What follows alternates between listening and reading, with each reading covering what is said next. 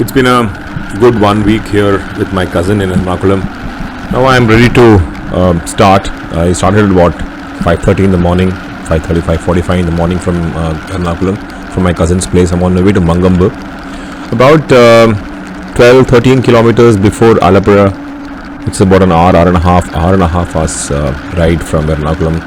It started to rain. I stopped my bike. I'd kept my rain overalls close by outside. I wore them on the road, which is not an easy thing to do. That was a lesson learned. And then I started. A lot of rain, and you must see the sights. Monkompu is such a beautiful place. The road to Monkompu from Allapuzha, you turn left at a particular point.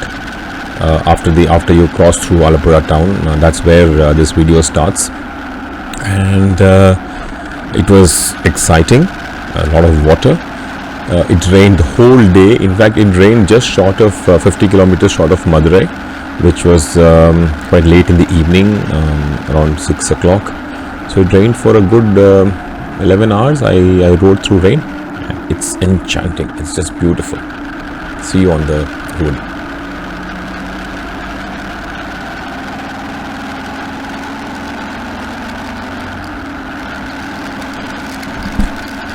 The whole route is full of these lovely bridges.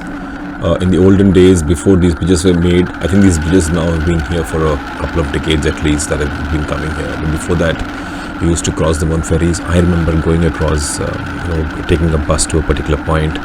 Then a small boat, a vallam or a kochu vallam as they are called in Malayalam, would take us across. And then there'd be other buses waiting on the other side. Then we would take those buses and move on.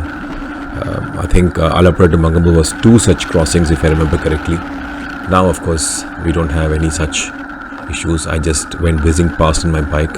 Not whizzing past because of all the rain. But just see what's coming up. The left turn to Moncompu here somewhere close by, and then we enter the village area. And from there on, we try and reach the temple there. See you on the road.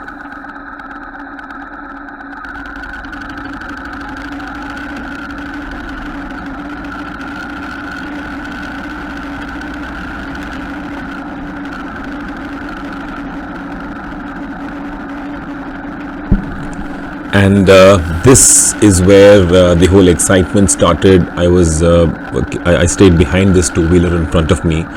About 100 meters up front, 200 meters up front, we had to take a detour because the bridge was being repaired. The bridge over a very small stream, so beautiful.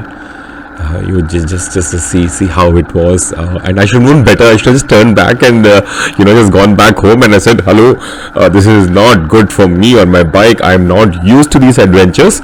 And it's just beautiful. See how it looks.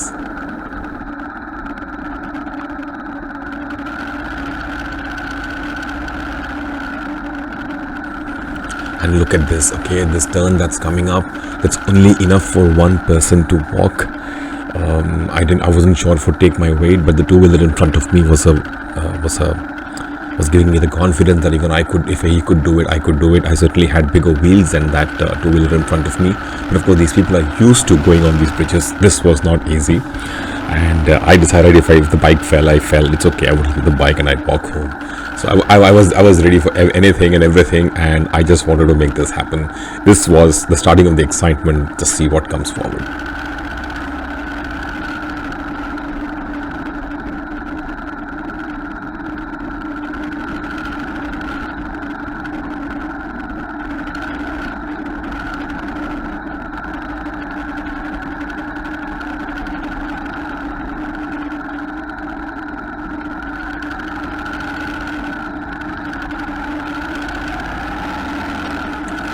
I'm somewhere near Monkompu or in Monkompu now, more or less, I think.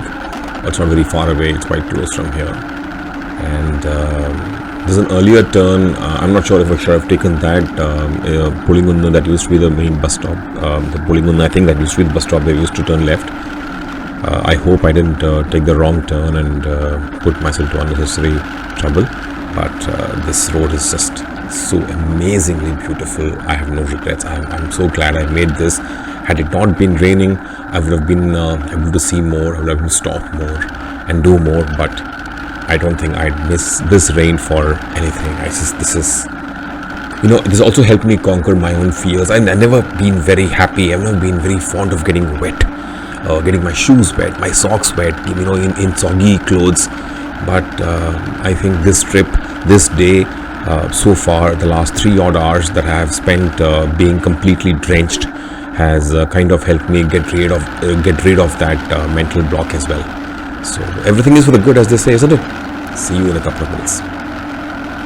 So this bridge that I am going over, if I remember correctly, this is over this river which is very close to our home, and this is where all of us used to bathe.